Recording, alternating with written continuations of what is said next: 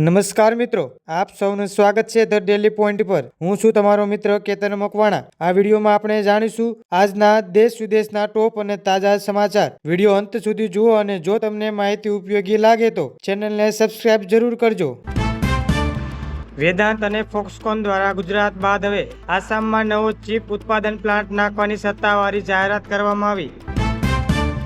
વર્ષ 2026 સુધીમાં દેશના તમામ જરૂરિયાતમંદ પરિવારોને પાક મકાન આપવાના લક્ષ્યાંકને સરકારે 90% પૂર્ણ કર્યો વાયદો। દિલ્હી મુંબઈ એક્સપ્રેસ વે પર ઇલેક્ટ્રિક વાહનો માટે દર 20 કિલોમીટર ફાસ્ટ ચાર્જિંગ સ્ટેશનનો ઉભો કરવાની કામગીરી પૂર્ણ થઈ। નવી શિક્ષણ નીતિ અંતર્ગત હવે પ્રાદેશિક ભાષાઓમાં એન્જિનિયરિંગ અને મેડિકલનો અભ્યાસક્રમ સંપૂર્ણપણે ઉપલબ્ધ કરવામાં આવશે। સેન્સેક્સ 85,000ની ઐતિહાસિક સપાટી વટાવી। વિદેશી રોકાણકારો સતત ખરીદીને કારણે બજારમાં તેજીનો માહોલ યથાવત રહ્યો। લગ્ન સિઝનને પૂર્વ સોનાના ભાવમાં પ્રતિ તોલા 500 રૂપિયાનો ઘટાડો। ગ્રાહકમાં ખરીદી માટે ભારે ભીડ જોવા મળી। ટાટા મોટર્સ યુરોપના બજારમાં પોતાની નવી ઇલેક્ટ્રિક સ્પોર્ટ કાર લોન્ચ કરી। વૈશ્વિક સ્તરે ભારતીય બ્રાન્ડનું વર્ચસ્વ વધ્યું।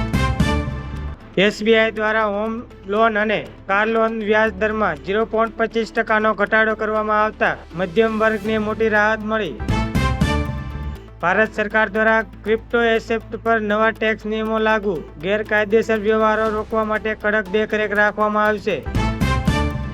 બેંગલુરુના 2 નવા સ્ટાર્ટઅપ યુનિફોર્મ ક્લબમાં સ્થાન મેળવ્યું। ટેકનોલોજી ક્ષેત્રે ભારતીય યુવાનોની સફળતા વિશ્વએ નોંધી। ટાટાના નેતૃત્વમાં એર ઇન્ડિયાએ વિશ્વની સૌથી મોટી એરલાઇન બનાવવા માટે વધુ 5 બોઇંગ વિમાનોનો ઓર્ડર આપ્યો। ભારતને ચાલુ નાણાકીય વર્ષમાં ચોખા અને ઘઉંની નિકાસમાં નવો રેકોર્ડ બનાવ્યો। વિદેશી હુંડિયામણમાં મોટો વધારો થયો। આઈપીએલની હરાજી ઓસ્ટ્રેલિયા અને આઈપીએલની હરાજીમાં ઓસ્ટ્રેલિયન ઓલરાઉન્ડર સૌથી મોંઘા ખેલાડી બન્યા। ભારત અને ઓસ્ટ્રેલિયા વચ્ચે રમાતી બોર્ડર ગાવસ્કર ટ્રોફીમાં ભારતીય સ્પિનરોએ પ્રથમ દિવસે 5 વિકેટો ઝડપી પકડ મજબૂત કરી। વર્લ્ડ એથ્લેટિક્સ ચેમ્પિયનશિપમાં નીરજ ચોપરાએ 90 મીટરનો આંકડો વટાવી ગોલ્ડ મેડલ જીત્યો। દેશમાં ઠેર ઠેર ઉજવણીનો માહોલ। પીવી સિંધુએ ઓલ ઇન્ડિયા ઓપનિંગની સેમીફાઇનલમાં પ્રવેશ કર્યો। ટાઇટલ જીતવા માટે તે હવે ફેવરિટ માનવામાં આવશે। પ્રો કબડ્ડી સિઝન 13માં ગુજરાત જાયન્ટ્સે પટના પાયરેટ્સને હરાવી પોઈન્ટ ટેબલમાં પ્રથમ સ્થાન પ્રાપ્ત કરી લીધું। ઇન્ડિયાની પાકિસ્તાન કેનેડાથી પણ ખરાબ હાલત। T20 વર્લ્ડ કપનું ચોંકાવનારું સત્ય। પાકિસ્તાનમાં ભારતનું રાષ્ટ્રગીત ગાનારા 4 વિદ્યાર્થીઓની યુનિવર્સિટીમાંથી હકાલપટ્ટી કરવામાં આવી। રાહુલ ગાંધીને ઘરમાં ઘૂસીને ગોળી મારીશું, 25 કોંગ્રેસ સાંસદોએ ધમકી આપનાર આરોપી ઝડપાયો। પીજીવીસીએલની 4.5 લાખ ગ્રાહકોને નોટિસ। 182 કરોડના બાકી બિલ ભરવા તાકીદ। બિલ નહીં ભરે તો વીજ જોડાણ કાપવાની ધમકી આપવામાં આવી। સાવધાન, એનપીએસમાંથી પૈસા ઉપાડવામાં ભૂલ કરી તો નિવૃત્તિ ફંડ થઈ શકે સાફ। અમદાવાદમાં દલિત સમાજના સમૂહ લગ્નમાં મંચ પરથી પોલીસ કોન્સ્ટેબલની ચેલેન્જ। દલિતોને ઘોડે બેસી વરઘોડો કાઢવા મામલે આપ્યો જવાબ। ઇન્ડિયાએ ઇઝરાયેલની એકપક્ષીય કાર્યવાહીની ટીકા કરતું નિવેદન। રશિયા અને ચીન સાથે કર્યું શાબ્દિક જોડાણ। ડીઆરડીઓએ કર્યું ગગનયાન મિશન। મુખ્ય પેરાશૂટ સફળ પરીક્ષણ। અવકાશથી પરત પૃથ્વી પર ઉતરાણ થશે સુનિશ્ચિત। ભારત યુએઈ ક્ષેત્ર ક્રાંતિ લાવશે। અબુધાબીના ક્રાઉન પ્રિન્સ અને પીએમ મોદી વચ્ચે એડવાન્સ ટેક પર ચર્ચા।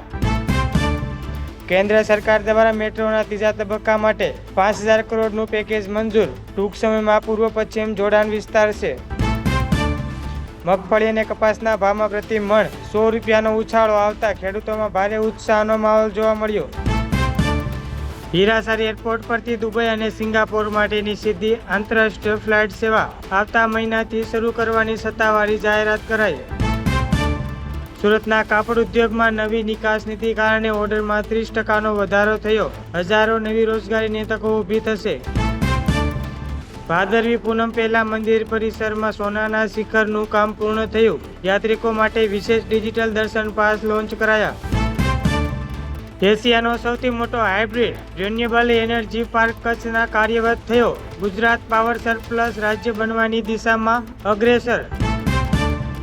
વિશ્વામિત્ર નદીના શુદ્ધિકરણ માટે રિવરફ્રન્ટ પ્રોજેક્ટના બીજા તબક્કાનું ખાતમુહૂર્ત મુખ્યમંત્રીના હસ્તે કરવામાં આવ્યું. શહેરની સુંદરતા વધશે. અલંગ યાર્ડમાં યુરોપના 3 મોટા જહાજો ભંગાણ માટે આવ્યા. સ્થાનિક મજૂરોને મોટા પાયે કામ મળવાની આશા જાગી. ગાંધીનગર ગિફ્ટ સિટીમાં વધુ 5 મલ્ટીનેશનલ આઈટી કંપનીઓએ પોતાના કેમ્પસ શરૂ કરવા માટે જમીન સંપાદન પ્રક્રિયા પૂર્ણ કરી. ઉનાળુ પાક માટે નર્મદાની મુખ્ય કેનાલમાંથી પાણી છોડવાનો નિર્ણય લેવાયો. ઉત્તર ગુજરાતના 500 ગામોને સીધો ફાયદો થશે. રિલાયન્સ દ્વારા ગ્રીન હાઇડ્રોજન પ્લાન્ટનું પ્રથમ યુનિટ કાર્યરત કરાયું. પ્રદૂષણ મુક્ત ઉર્જા ઉત્પાદનમાં ગુજરાત વૈશ્વિક હબ બનશે. માર્ચમાં યોજનારી ધોરણ 10 અને 12ની બોર્ડ પરીક્ષા માટે સીસીટીવી સજ્જ કેન્દ્રોની યાદી જાહેર કરવામાં આવી. આરબીઆઈ દ્વારા ડિજિટલ કરન્સી વપરાશ માટે નવી ગાઈડલાઈન જાહેર. હવે કરિયાણાની દુકાને પણ રૂપિયાથી પેમેન્ટ કરી શકાશે.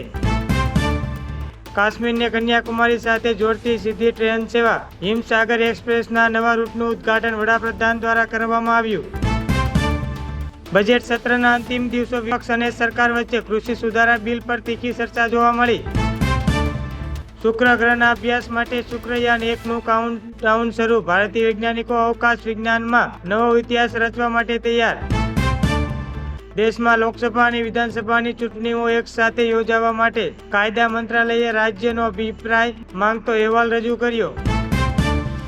ભારતીય વાયુસેનામાં વધુ 20 તેજસ માર્ક 2 વિમાનોનો સમાવેશ. સરહદ પર હવાઈ સુરક્ષા વ્યવસ્થા વધુ મજબૂત બનાવવામાં આવી.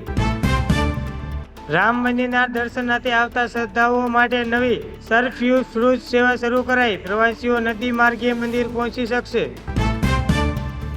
જો તમને વિડીયો ગમ્યો હોય તો લાઇક, શેર અને ચેનલને સબસ્ક્રાઇબ જરૂર કરજો, જેથી દરરોજના તાજા સમાચાર સૌપ્રથમ જોઈ શકો. ફરી મળીશું આવા જ મહત્વના સમાચાર સાથે. જય હિન્દ, જય ભારત.